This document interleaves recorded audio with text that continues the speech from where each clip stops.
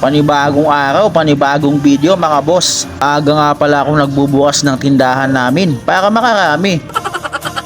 Maaga ko rin kasing pinapalabas ang alaga namin Siberian Husky na si Blue.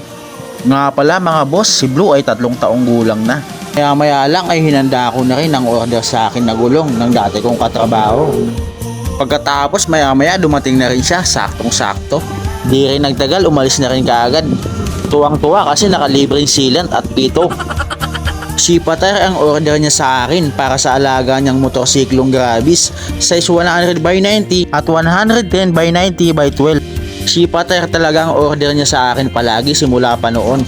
Quality daw kasi at na ramdam niya ang kapit sa mga long ride niya. Shoutout nga po pala sa Sipaters Philippines, baka naman.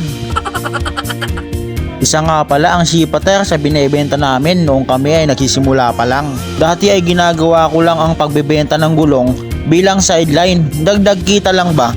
Marami na rin ako naging trabaho dati kung ano-ano. Hindi ko na ikikwento sa inyo kasi baka magkaiyakan pa tayo. Isa akong minimum wage earner dati pero talagang kinakapos pa rin. Sa taas ba naman talaga ng mga bilihin, idagdag mo pa ang mga renta sa bahay, bill sa kuryente at sa tubig, ubos talaga. Kaya kung ikaw ay isang minimum wage earner, ang mapapayo ko sa iyo ay maghanap ka ng pwede mong pagkakitaan. Kailangan ay may maiaalok ka sa mga kakilala mo. Yung klaseng pag nagkita kayo ng kumpare mo ay sasabihin mo, pare kumusta ka na? Ay siya nga pala may ibebenta ako sa iyo. Sa panahon kasi ngayon ay hindi na sapat talaga ang isa lang na pinagkakakitaan mo. Pwede ka rin mag-post sa Facebook o sa marketplace na kung anong pwedeng pagkakitaan mo. Tanong din ako sa mga taong may negosyo na talaga kung paano at kung ano-ano ang pwede kong gawin.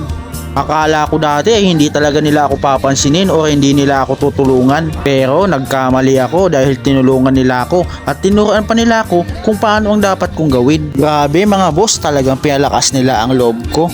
Ibang iba talaga ang mindset nila kumpara sa isang empleyado. Hindi ko sinasabing alam ko na ang lahat. On process pa lang ako kumbaga. Marami pa akong dapat matutunan sa negosyong ito. So paano mga boss, hanggang dito na lang muna ang video natin. Maraming salamat sa 3 minutong sinayang nyo sa panonood sa akin.